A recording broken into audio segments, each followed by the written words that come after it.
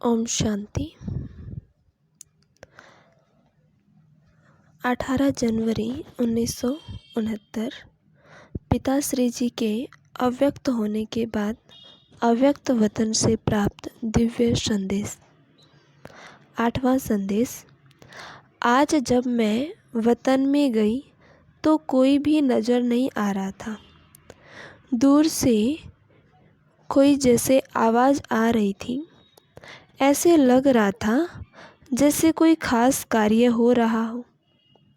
मैं पहले तो कुछ रुकी, लेकिन फिर आगे चलकर क्या देखा, शिव बाबा, ब्रह्मा बाबा, मम्मा और विश्व किशोर चारों ही आपस में बातचीत कर रहे थे और बहुत प्लान उनके आगे रखे थे जिसमें कुछ निशान आदि दिखाई दे रहे थे, लेकिन समझ में नहीं आया। मम्मा सभी बच्चों का हालचाल पूछ रही थी। मैंने कहा, मम्मा आपने बाबा को भी बुला लिया। मम्मा बोली, मम्मा भी नहीं चाहती कि बच्चों से माता पिता का साकारी साथ छूटे, लेकिन ड्रामा। फिर मैंने बाबा से पूछा, बाबा यह प्लान्स आदि क्या है? बाबा बोले, बच्ची, जैसे मार्शल के पास सारे नक्शे रहते हैं कि कहाँ कहाँ क्या क्या हो रहा है, आगे क्या होना है, वैसे यह भी स्थापना के कार्य की ही बातचीत चल रही थी, जो फिर सुनाएंगे। इसके बाद एक दृश्य दिखाया जिसमें 3 संगठन थे।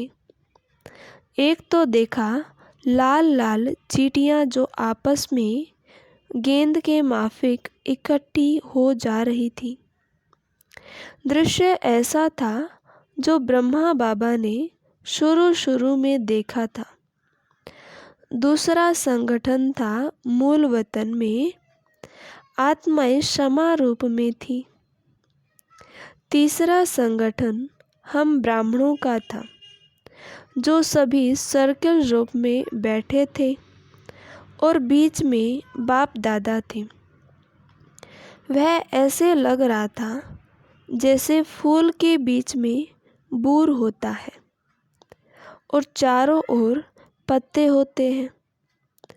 इसका रहस्य बाबा ने बताया कि बच्ची, जब प्रत्यक्षता शुरू हुई तो भी संगठन में देखा, अंत भी आत्माओं को संगठन रूप में ही रहना है और अब मध्य में भी संगठन है।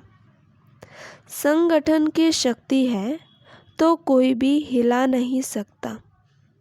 देखो, बाप दादा ने कहा, कहाँ कहाँ से चुन चुन कर संगठन बनाया है, तो बच्चे भी जब संगठन में चलेंगे तो माया का वार नहीं होगा।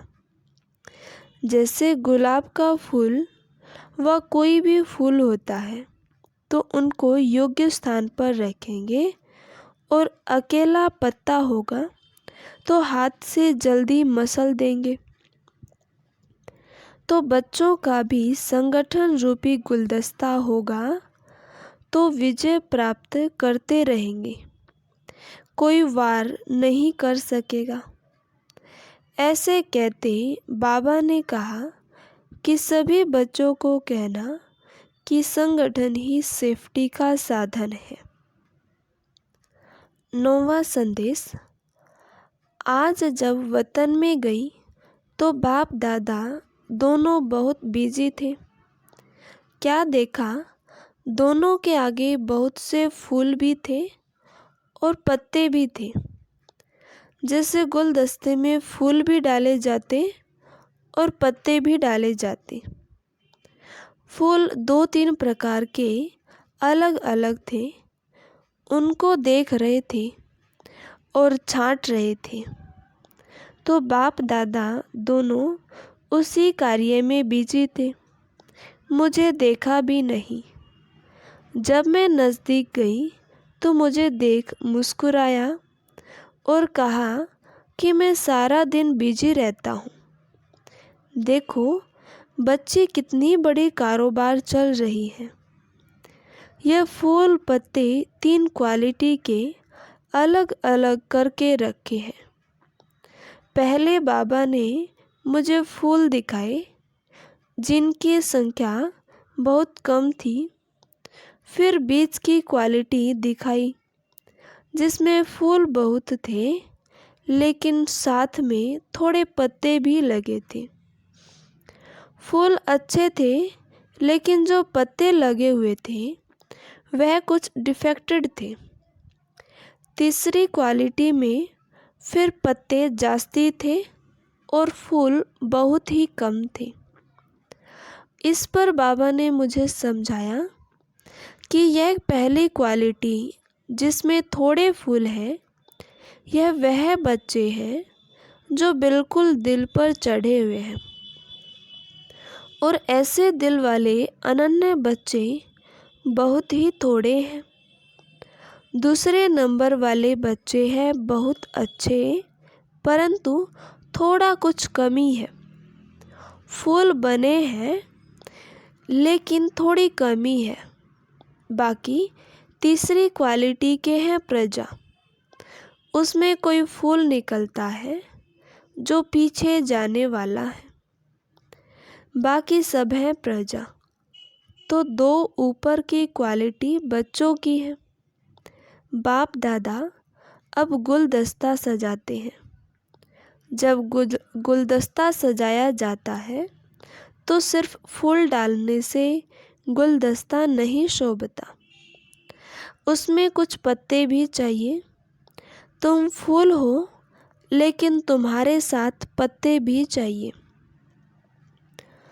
तुम राजा बनेंगे तो प्रजा भी चाहिए ना। तो प्रजा रूपी पत्तों के बीच में फूल शोभता है। तो यहाँ बैठे तुम बच्चों का गुलदस्ता बनाता हूँ और देखता हूँ कि एक फूल ने कितनी प्रजा बनाई है। जिसने जास्ती प्रजा बनाई है उनका गुलदस्ता भी शोभता है। फिर बाबा ने एक प्रश्न पूछा कि जब कोई देवता पर फूल चढ़ाते हैं तो सिर्फ फूल चढ़ाते, पत्ते निकाल देते हैं क्यों? पत्ते तो फूल का शो होते हैं, फिर पत्ते क्यों निकाल देते? फिर बाबा ने सुनाया कि तुम बच्चों से ही ये सारी रस्म रिवाज होती है। जब तुम पहले अर्पण हुए तो अकेले थे, लेकिन फूल को अगर कुछ समय रखना हो तो पत्ते साथ में होंगे तो रख सकेंगे। वैसे ही जब तुम पहले अर्पण हुए तो तुम अकेले फूल अर्पण हुए हो। फिर तुमको 21 जन्मों के लिए अविनाशी चलना है तो प्रजा रूपी पत्ते भी लगाए जाते हैं। पहले तुम आए तो प्रजा नहीं थी, लेकिन अब तो तुम फूलों की शोभा ही प्रजा रूपी पत्तों से है। इसलिए बाप दादा कहते हैं प्रजा बनाओ। अच्छा, ओम शांति।